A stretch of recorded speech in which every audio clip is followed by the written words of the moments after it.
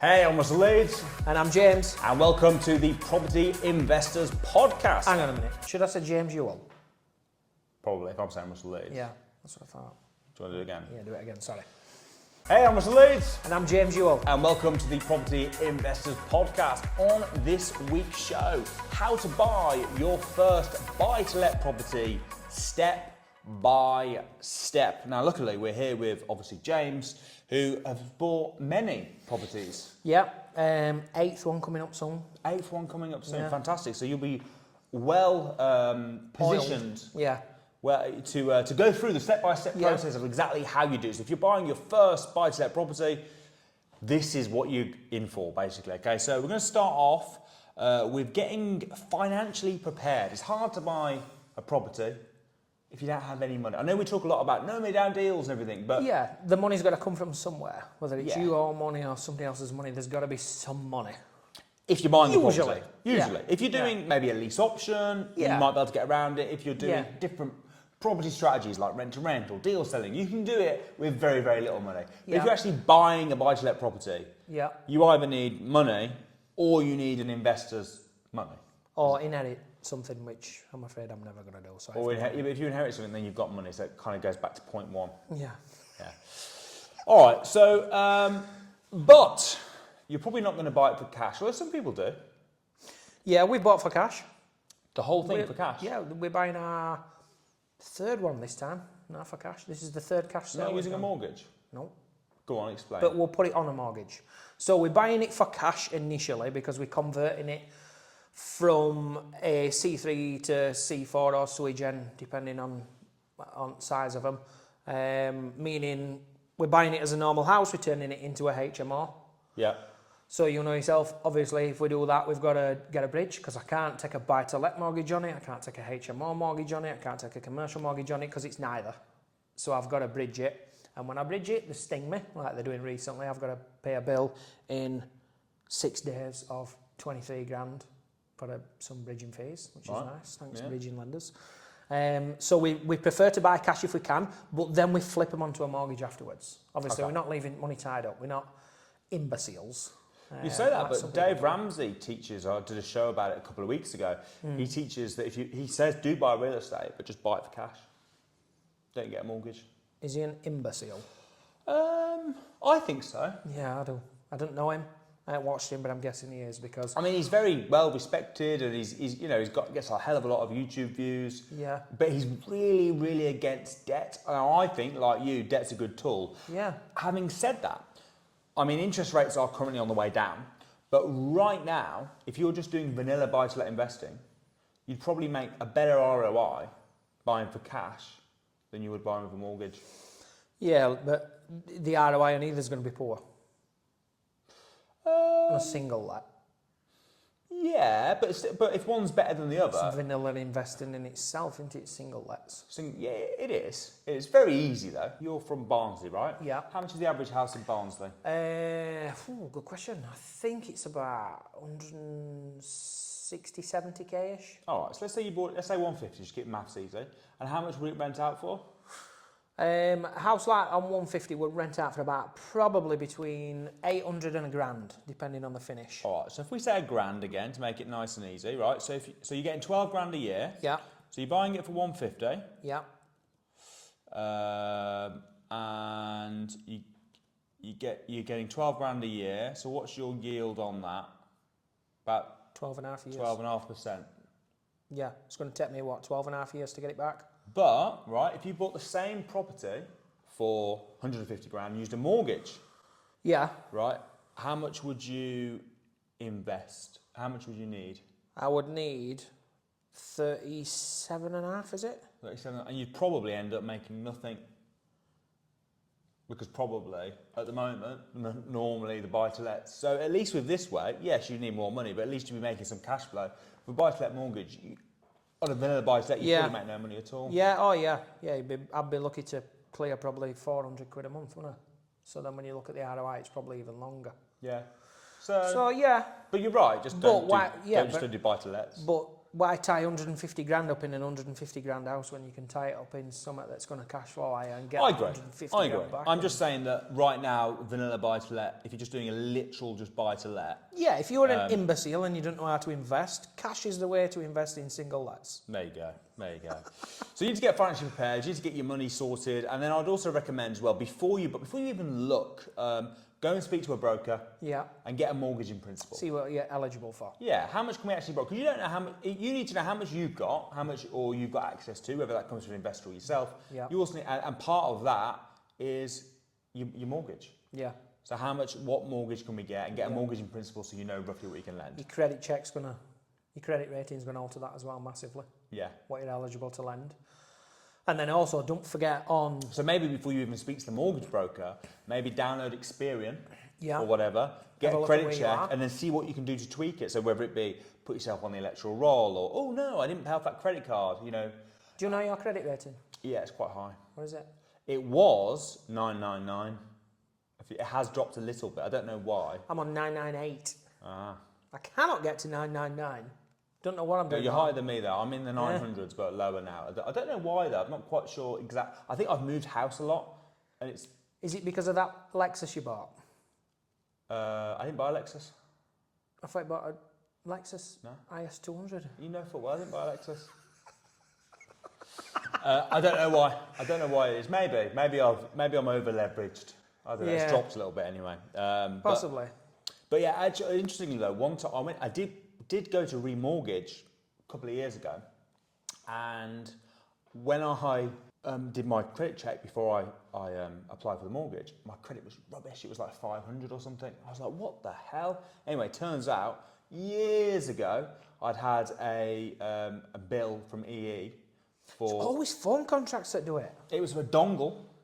It wasn't even a phone. It was a dongle. Yeah. And it had run out, and I'd stopped paying it. I didn't know about it. It was years ago, and it was like 50 quid or something I owed them because they'd cancelled it. Oh God. I rang them up and I argued with them. Next level manager. I want to speak to someone high, and in the end they took it off. Yeah. So you were lucky with that. I know. Yeah, I hear a lot of people whose credit ratings poor is because of EE contracts. Yeah. Screw EE. Yeah, I'm with EE. I'm moving. I'm with EE. Yeah. I said this. I'm gonna go back to Orange. I was like, EE. Right, I was on the phone to her. I was like, you do realise, like, I'm with you. I've got 50 employees that work for me that are all with you for our business. I'm going to be cancelling the whole lot if you don't get this taken off. Yeah. How long did it take him to take it off? A couple of hours. You've done well with that. Thank you. Yeah. So number one, get financially prepared. Number two, once you're in a position, you know how much money you've got, you know exactly what you can spend, you know what mortgage you can get. The next thing you need to just pick a strategy. So we've talked a little bit about vanilla buy-to-lets. Yeah, which work anyway, I suppose. But you need to know what's going to work in your area. Yeah. You know, it's no good getting a serviced accommodation unit in the middle of a council estate somewhere. Same as it won't be a really good idea getting a large HMO in the middle of Beaconsfield. Yeah. You've got to know your area, you've got to know your strategy, and see what you're winning for. Obviously, you do mostly buy, refurbish, refinance, but I would say if you're buying to rent out, if you're not trying to do anything where you're adding value and using bridging and everything, realistically, if you want to make money, you've got social housing, you've got HMOs, and you've got service accommodation. Yeah. And they're probably the three best ways of cash flowing high. Definitely. From a property. And then social housing is a little bit... It's a bit risky at the minute, isn't it? Well, I would say 2 weeks ago, 3 weeks ago, I'd have gone, oh, nah. You still think bad? I've said for a while it's a risky business, social housing, because not all social housing is bad or risky, and you know anybody like battered wives, a lot of refugees, prisoners, things like that is good, but then when they start hammering areas and just filling like blocks of hotels and things like that, great money to be made in it, but it's risky, as we've seen. Yeah, but you can make a lot of money. Oh, definitely, yeah. So so number two is pick your strategy. Once you've got your strategy, you know what you want to do, whichever one it is, even if it's just vanilla buy-to-lets, whatever it is that you want to do. Next, you need to pick a location. Have you got any tips on how to pick a good location? If you get a map of the world and throw a dart at it something's going to work in that area. You've just got to. I mean, if I lived in London, I'd do it in London. If I lived in Edinburgh, I'd do it up there or anywhere in between. It don't matter where. So you pick somewhere close to home? Somewhere close. Ideally, we in 2 hours, definitely. I mean, all my portfolio's within an hour of me, but I think we in 2's reasonable. And then find what works in that area. You know, if you live in North East, then you need to be looking at HMOs. So would you actually flip the order? Would you pick your location first and then pick your strategy? Or would you Probably, kind of do the two kind of together? Yeah, I mean, I'd probably look at what's going to work around me. That said, I mean, you can travel 20 minutes down the road that way and service accommodation's going to work well, and then 10 minutes that way and HMO's going to work well. So I find service accommodation works well pretty much anywhere. Yeah, anywhere. Even in rough areas, people like Barnsley. need to stop. Yeah, and Beaconsfield. Well, Beaconsfield's obviously a really nice area, but yeah, I know what you mean. All right, so pick your location, pick your strategy, make sure you've got your money lined up. They're your first 3 steps, roughly in that order. Yeah. All right, number 4 is you don't want to bick, you want to book a big day of viewings. So, Big day. a big day, we call it a big day, so put a day aside. 8 hours. Probably a Saturday, 8 hours, go and find as many deals as you can that fit the criteria. Why Saturday? It doesn't have to be a Saturday. Try and drop on landlords. Could be. Evenings and Saturdays, that's when I had one. Is that your favourite? Yeah. Wednesday, anytime, or evenings. Why Wednesday? Because I've got a method. Right. So Wednesday I do my viewings. Thursday I do my numbers. Friday I put my offers in. Friday I get accepted, usually. That then gives me Saturday, Sunday and most of Monday to find the money. Whereas if I put offer in Wednesday, Thursday they don't fall. James, you missed the point 1, which is get the money all lined up first. Right? You're doing it all wrong, James. You can't be telling people they've got a weekend to get the money sorted. Get your money sorted first. Don't listen to him. He's a bad man. What do I know? All right, so use the property portals, places like Rightmove, Zoopla, obviously speak to estate agents, get as many viewings as you can. Why loads of viewings? Why is that important? Because you're going to view a load of houses that don't work. I would say every 5 or 6 I view, one of them I'll actually put an offer in. Yeah. On then the other average. thing is, like, if you put in 3 offers, you might only get accepted for 1. Yeah. Right. So don't be afraid to view a lot of houses. Don't be afraid to put in a lot of offers. We're not in Scotland. You're not tied to it. No. Not an auction. No. You know. And like I say, if you're only viewing 2 or 3 and they're no good, you're just going to feel so deflated at the end of the day, aren't you? Yeah. So view as many as you can. Any that are good. Point number 5. Kind of skipped ahead slightly, but point number 5 is make an offer. So I would suggest when you're making an offer, don't even think about the asking price. The first thing you want to be doing is you want to be going and valuing the property yourself. Yeah. Looking at comparables, looking at the price per What's square selling foot. area.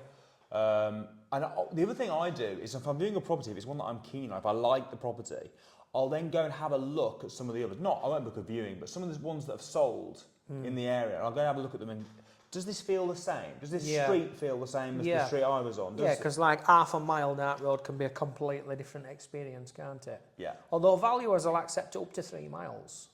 Yeah, but not if it feels different. No. You know, if you're on, even places like you say in Beaconsfield now, you might have some streets where they're all mansions, and then another street where they're just, nice 5-bed detached houses. Yeah. Yeah, and then little flats like this one. Exactly.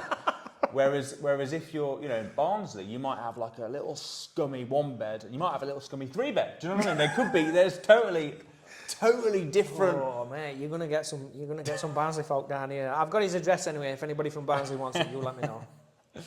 I wouldn't. I've never been to Barnsley. So you want to be checking these and making your offers based on what you think it's worth. Because a lot of people, they'll put an offer in and they'll go, oh, it's up for 300. I'll offer 280. Yeah, 20 grand. It's actually worth 220. Yeah. Yeah. So if you like the property, make sure you do your research. Yeah, How much is it actually worth? And that's where you're going to then, going back to the mortgage side, you're going to waste money because then when they send a valuer out to it, which they're going to do, if you're bidding 280 and it's only worth 240, they're going to be like, oh yeah, we'll mortgage it, but you need another 40 grand on top of your deposit for it. Yeah. Yeah. So once you've made your offer, hopefully one of the offers will get accepted. If not, rinse and repeat the other. So keep going, keep making offers. Or start bribing. Go on. That's what I do. Do you? Yeah, so I always say to estate agents on viewings, I don't want to get into a bidding war with other buyers. I'm not interested in that because I'll be like, I'm having it, another $2,000. So what I'll say to them is, you tell me exactly what I need to pay for this, obviously minimum, and then there'll be a little brown envelope with £1,000 in it for you. When I get the keys. 4 times I've done this now. And you give them £1,000? Yes. Is this legal? I don't know. I can't see it being illegal. It's not a bribe. It's just a. Well, you started off by saying it was a bribe. It's just a thank you very much for helping me out and letting me know what I needed to pay, because I'm still giving the landlord, the owner of the property, what they want for it. Well, I don't know, man. I don't know. What do you mean you don't know? Well, they're representing the owner, and you're. It's almost like. Yeah, but if they said to the owner, how much do you want for it? And he says, I want 235 grand minimum. And then they come back to me and say, he wants 235 grand. And then I go, yeah, I'll buy it then, 235 grand. He's happy, estate agent's happy, I'm happy, everybody's happy. I don't get what the problem is. No, true. Well, when the popo come knocking at your door because they're watching the Property Investors Well, podcast. I've moved from Barnsley anyway now, so they don't know. Oh, they won't know where you live. No, I'm in a nice area now. Oh, yeah. Yeah. Really? Yeah, Not in Barnsley? No. There's nothing wrong with Barnsley. There's some nice areas in Barnsley. Well, you said I'm in a nice area now. You were kind of suggesting that Barnsley isn't a nice area? Well, the area I'm in is very nice, to be fair. Fair enough. Yeah. So, hire a solicitor is the next stage, which I think you're going to have to do pretty sharp. Yeah, the bit I hate, if I'm honest, yeah, solicitors just overqualified, overpaid, overqualified idiots. Overpaid, overqualified, idiots. Idiots, yeah. Wow, it's not very complimentary. I'll be No, having the word listen, Tatiana. all solicitors, I'm afraid, I just can't see how they can justify what they charge me and how long they take, because if every sale I've done, I've had to orchestrate them all. And if you don't push them, they're just sat on it doing nothing. Yeah, it's very true. They do take ages. Yeah, like I used to be a gas engineer, and if I'd have just gone round to somebody's house and go, yeah, I'll fix this boiler, started it, and then just sat down for 3 hours, and we're charging them hourly rate, and they had to come in and go, can you carry on fixing that boiler for me? Oh yeah, sorry, yeah. And it's like that. I'd be all over social media and cowboy builders, whereas with solicitors, it's just socially accepted that that's what they do. It's normal. Yeah, I know. It's not normal. It is very weird how slow they can be. I always think what they should do is meet everyone in person, because the reason they're so slow is normally it's like, oh, we said this, and then we're waiting to hear back, and then they've said this, and then it's like hold on, you mean stop it, like an American divorce? Get everybody around the table, mate. Yeah. Get everyone in a room. It's like right we're buying the house. He said that sofa were included. No, I didn't. The only thing I do like about it being slow is if you haven't got your money all. Yeah, it gives you time, all lined up. It does give you time to get all your ducks in a row. Yeah, we on the last one we've just done, we got hit with they told us it were a 20 grand bill, then it were a 17 grand bill, and we've just set final bill today, 23.5 grand bill, and that just come out of nowhere last month, and then we were supposed to complete last month, and they've dragged it out, and now we're going to complete next month. Yeah. So I was like, actually, thanks for being slow on that one, because you've sort of sorted. I've got another month to sort that cash out now. So it's quite nice being slow. But if you want to be quick, I just think, look, I'm going to buy it, right? Yeah. Let's meet up next week. I don't know why it's going to take months. Obviously, you've got your searches. Yeah. What really? How long should the searches take? Come on. What? 3 hour? Yeah. If you're getting and how long does it take? Surveys done, valuations done, that should be done in a day. Yeah. You should be able to just ring them, just go, right? So it should be right, I'm going to buy the property. Next week, you'll have got all that sorted for me. Yeah. And what we'll do is we'll meet up, get everyone together, and we'll go, right, is everyone happy with this? Can't see a problem. It's a freaking standard contract that we use every single time, right? I'm sure all they do is edit it. All they're doing is justifying the money that you're paying them. Yeah. That's all they're doing. They're just dragging it out just to make it look like they're worth the money. It's like a plumber being sat in your bathroom, tapping pipes with a spanner for 2 hours to justify that 3 hour call out charge. That's all it is. Yeah, I agree. But whether we like them or not, they are a necessary evil in this whether game. we like the process or not, yeah, you have to go and hire a solicitor. Yes, you must, yeah. Oh. And to be fair, I hate on solicitors so much, but my solicitor at the minute, old guy, bless him, I think he's not got much longer before he retires, but he is pretty on the ball compared to whoever he was previously. So he's not... Alistair, thank you very much. He's crap, Yeah. but he's less He's crap. less crap than them all, yeah. You should leave him a nice review. Alistair is the least crap solicitor I've ever used. So once you've got your solicitor and they've started the 6 to 12 month process that is buying a house, Yeah. what do you do now? Wait, no, wait. I think we're on step 8. We're starting to look into getting your insurance sorted. So then we have to look at getting insurance sorted. Oh, well done. Yeah, yes. good point. Before Well made. before we will actually draw down the funds as well. They'll want to see insurance, buildings cover, and they'll want to see it covered for at least this amount. We've just said this recently on one of ours actually that we're completing on, and they've delayed it because it didn't say the word about subsidence. They used a word before it, like chronic. It didn't say we'll cover chronic subsidence or something like that. It just said subsidence. And they've pushed back on it, lenders. So we've had to go back to insurance company to get them to amend it. And they're like, why do we need to just put a word chronic on this? And we were like, just do it. Just charge us your admin fee. If anything, like, you think that just substance on its own was better? Yeah. Because now it's like, oh, we'll cover chronic. It wasn't chronic though. That is normal subsidence. That is not covered. Do you know what I mean? That so seems a bit weird. it is important. And another thing as well to note with insurance, which a lot of people don't know, I found this hard way out because we had one cancelled, which always makes it good then when you try and take new insurance out, is when we do HMOs, we have like an empty house insurance because obviously we're refurbing it, so there's nobody in there, so it's insured that it's an empty house.